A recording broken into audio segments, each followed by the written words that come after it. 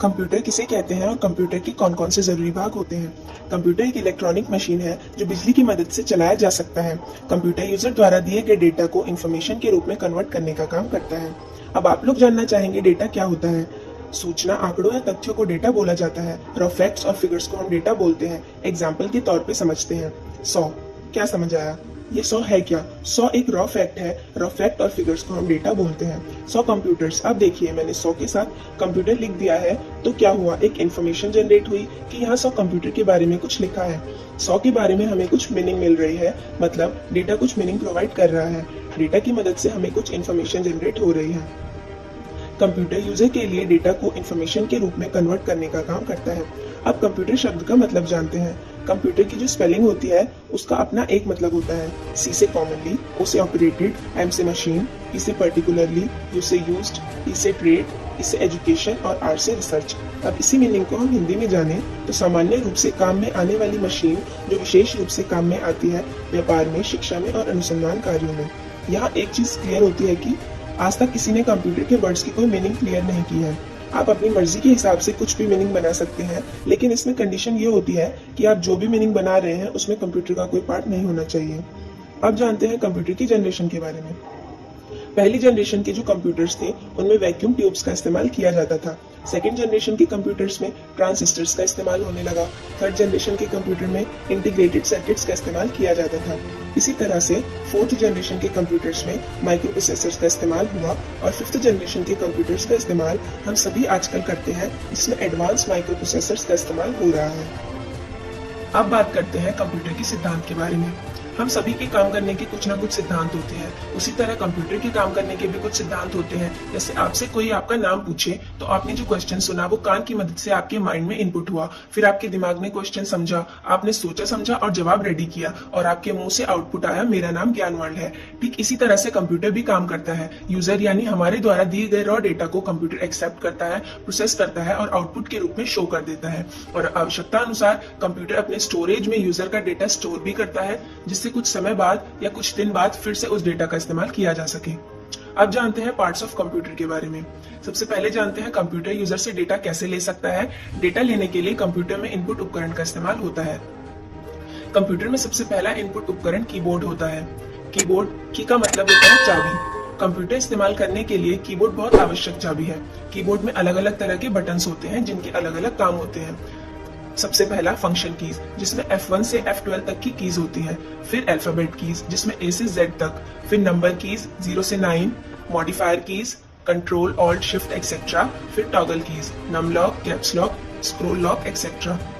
दूसरा जरूरी इनपुट उपकरण माउस होता है। माउस एक तरह का पॉइंटिंग उपकरण है। मार्केट में 3 तरह के माउस मिलते हैं: optical mouse, wireless mouse, trackball mouse. Optical mouse का इस्तेमाल सबसे ज्यादा किया जाता है। इन माउस के नीचे लाइट जलती है जो सेंसर का काम करती है, जिसकी वजह से हम माउस के कर्सर को पॉइंट करते हैं। दूसरा वायरलेस माउस, जिस माउस में वायर यानी तार का इस्तेमाल नहीं होता उन्हें वायरलेस माउस बोला जाता है। तीसरा ट्रैकबॉल माउस। इन माउस का इस्तेमाल अब नहीं होता क्योंकि इन माउस में कर्सर का सेंसर नहीं बल्कि माउस के नीचे एक गोल या कंची जैसी बॉल होती थी जिससे कर्सर को पॉइंट किया जाता था। ट्रैक बॉल माउस का इस्तेमाल अब नहीं किया जाता क्योंकि मार्केट में अब सेंसर वाले माउस की डिमांड ज्यादा होती है और optical mouse track ball mouse के मुकाबले काफी अच्छे होते हैं।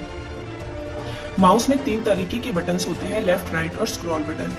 लेफ्ट बटन का इस्तेमाल किसी भी प्रोग्राम या सॉफ्टवेयर को ओपन करने के लिए किया जाता है। आप जिस प्रोग्राम या सॉफ्टवेयर पे काम करना चाहते हैं उस प्रोग्राम पर अपना माउस कर्सर ले जाएं और डबल क्लिक करें। लेफ्ट बटन का एक और काम होता है, माउस का लेफ्ट बटन किसी फाइल या प्रोग्राम को ड्रैग या ड्रॉप करने के काम लाया जाता है।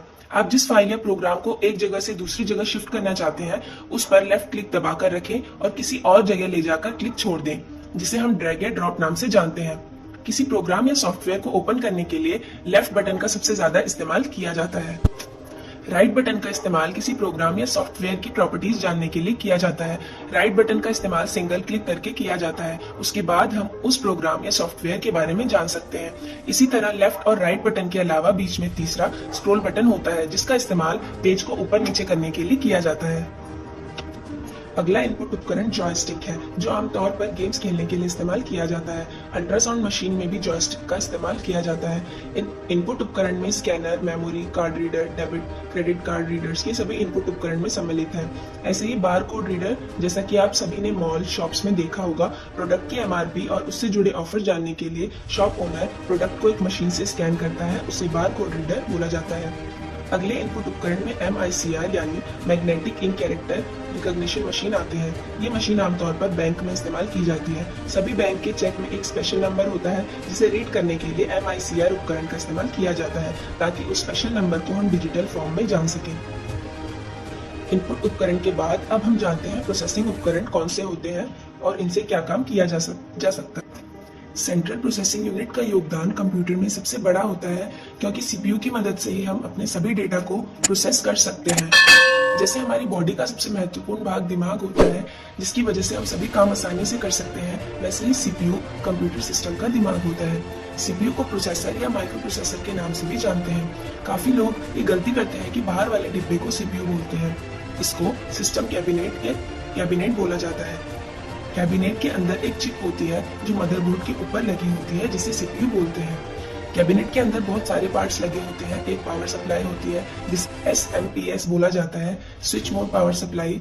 ये AC करंट को DC करंट में पास करता है, जिसकी मदद कंप्यूटर को बिजली सप्लाई करने के लिए किया जाता है।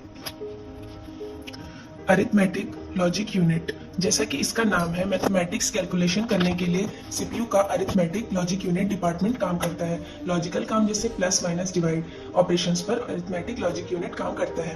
कंट्रोल यूनिट मदरबोर्ड से जुड़े रिसोर्सेज को कंट्रोल करने का काम करता है, जैसे कि हार्ड डिस्क, रैम यानी रैंडम एक्सेस मेमोरी, कीबोर्ड से लिखने का काम, माउस से क्लिक करने का काम, सारे के सारे रिसोर्स मैनेजमेंट के काम को करने या ये सभी ठीक तरीके से काम कर रहे हैं, ये सब देखने का काम कंट्रोल यूनिट करता है।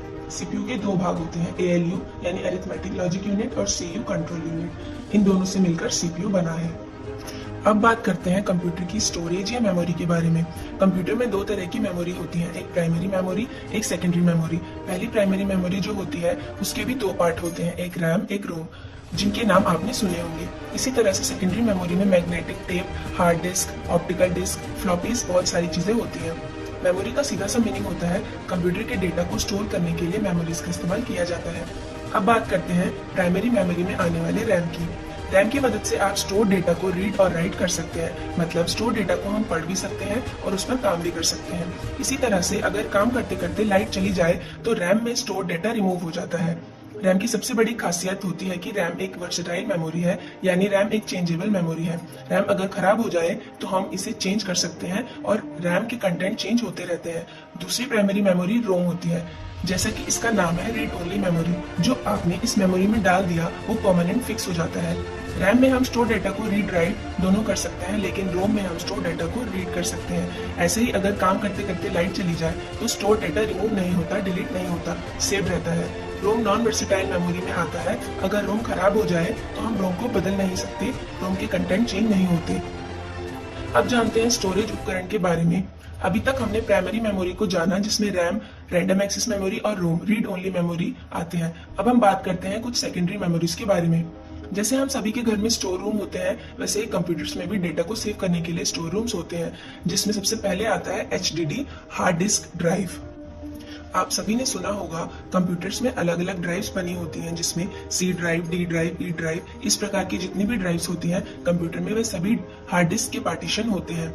हार्ड डिस्क ड्राइव के अंदर एक गोल सी डिस्क होती है, जिसके ऊपर एक हेड भी लगा होता है, जो यूजर के डेटा को रीड और राइट करने का काम करता है। हार्ड डिस्क की स्पीड को RPM यानी रोटेशन पर मिनट की फॉर्म में इसकी स्पीड को नापा जाता है, और ये डिस्क काफी तेजी से घूमती है और हेड उसके ऊपर जाकर यूजर के डेटा को रीड और राइट करने का काम करती है। एक बार और सिंपल बोलूं तो सीपीयू को एक तरीके का दुकानदार समझिए, रैम उसके लिए शोरूम का काम करती है और हार्ड डिस्क गोदाम की तरह काम करती है। हार्ड डिस्क में जो भी डेटा स्टोर होता है वो सीपीयू की मदद से रैम में आपको दिखाई देता है। आगे जानते हैं दूसरे स्टोरेज उपकरण DVD और CD के बारे में, जिसे हम डिजिटल वर्सेटाइल डिस्क और कॉम्पैक्ट डिस्क कहते हैं। DVD की स्टोरेज अधिकतर 4.7 GB तक उपलब्ध होती है और CD की स्टोरेज 650 से 700 MB तक की होती है। चाहे DVD हो या CD, दोनों दो तरह की मार्केट में आती है। DVD RW, digital versatile disc read and write. CDR मतलब अगर एक बार आपने CD में कुछ डेटा डाल दिया तो उसे डिलीट नहीं किया जा सकता, और CDRW जिसमें आप बार बार डेटा को डिलीट करके नया डेटा डाल सकते हैं। आजकल मार्केट में ब्लू रे डिस्क भी उपलब्ध है जिसकी स्टोरेज क्षमता 50 GB से 500 GB तक होती है। अब जानते हैं आउटपुट उपकरण के बारे में। सबसे पहला जरूरी आउटपुट उपकरण मॉनिटर होता है, जिसे विजुअल डिस्प्ले यूनिट के नाम से भी जाना जाता है। ये अलग अलग तरीके के होते हैं जिसमें CRT, cathode ray tube, TFT, thin film transistors, LCD, liquid crystal display, LED, light emitting diode और प्लाज्मा स्क्रीन होते हैं। इस तरह की बहुत सारे मॉनिटर्स मार्केट में उपलब्ध हैं। अगले आउटपुट उपकरण प्रिंटर के बारे में जानते हैं। प्रिंटर दो तरह के होते हैं, impact printers, non impact printers. Printers से मिलने वाले आउटपुट को हम हार्ड कॉपी के नाम से भी जानते हैं, और कंप्यूटर में दिखने वाला टेक्स्ट सॉफ्ट कॉपी के नाम से जाना जाता है। सभी प्रिंटर्स में मेजरमेंट की यूनिट को नापने के लिए DPI का इस्तेमाल किया जाता है, जिससे डॉट पर इंच के नाम से जाना जाता है। प्रिंटर्स की स्पीड को नापने के लिए PPM यानी पेज पर मिनट का इस्तेमाल किया जाता है। आगे आउटपुट उपकरण में हेडफोन, स्पीकर्स और प्लॉटर शामिल है। प्लॉटर का इस्तेमाल बड़े बड़े बैनर, फ्लायर्स, पोस्टर का प्रिंट निकलवाने के लिए किया जाता है।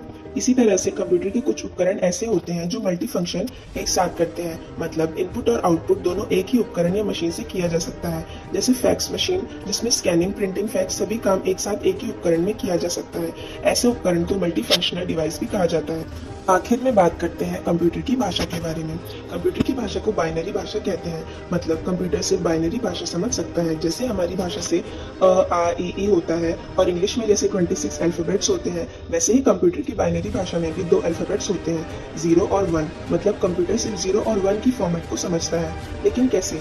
हम जो कीबोर्ड की मदद से कंप्यूटर में डेटा इनपुट करते हैं, उसे कंप्यूटर पहले अपने प्रोसेसर यानी CPU की मदद से बाइनरी भाषा में समझता है। फिर उस पर काम करके समझ के हमें हमारे डेटा को बाइनरी से हमारी भाषा में बदल के हमें आउटपुट के रूप में शो कर देता है।